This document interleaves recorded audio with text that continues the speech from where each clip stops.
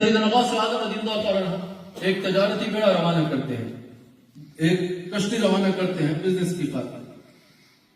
وہ کچھ وقت گزرتا ہے، آپ عبادت میں مصروف ہیں، خادم آپ کی خدمت میں حاضر ہوتا ہے، عرض کرتا ہے کہ حضرت بری خبر ہے۔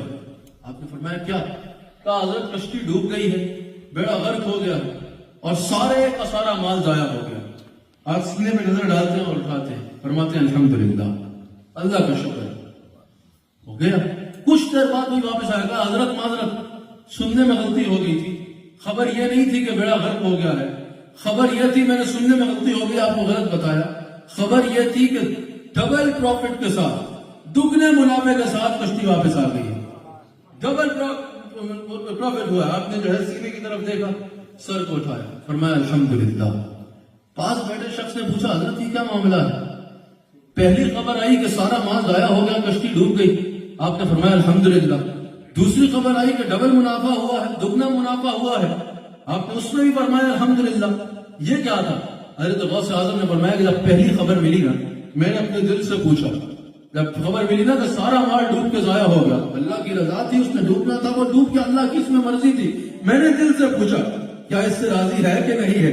کہا دل کے کونے کونے سے آواز آئی، مال کا کوئی غم نہیں ہے، الحمدللہ علی کل حال، اللہ جس حال میں راضی ہم اس حال میں راضی ہیں، مال کا کوئی خوف نہیں ہے، ہم اللہ کی یاد سے بڑے مصروف ہیں۔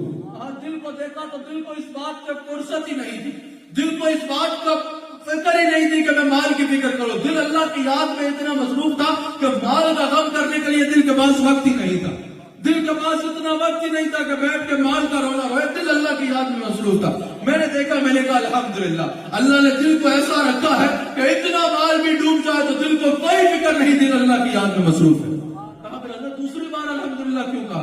کہا جب دوسری بار تم نے خوشخبری لائی نا کہ مال دگنے منافع کے ساتھ جو ہے وہ واپس لوٹا ہے، کہا میں نے دل کو دیکھا کہ دل میں کہیں مال کی ہوس تو نہیں آ گئی، مال کی خبر سن کے دل کہیں اللہ کی یاد سے غافل تو نہیں ہو گیا، مال کی خبر سن کے کہیں دل اللہ سے غافل ہو کے مال کی طرف متوجہ تو نہیں ہو گیا۔ میں نے دیکھا تو دل کو مال کی کوئی ہوس نہیں تھی، دل اللہ کی یاد میں مصروف تھا، دل اللہ کی یاد میں مصروف تھا اور اللہ کی محبت میں مصروف تھا۔ تو میں نے دل کا وہ ہاتھ دیکھ کے کہا الحمدللہ۔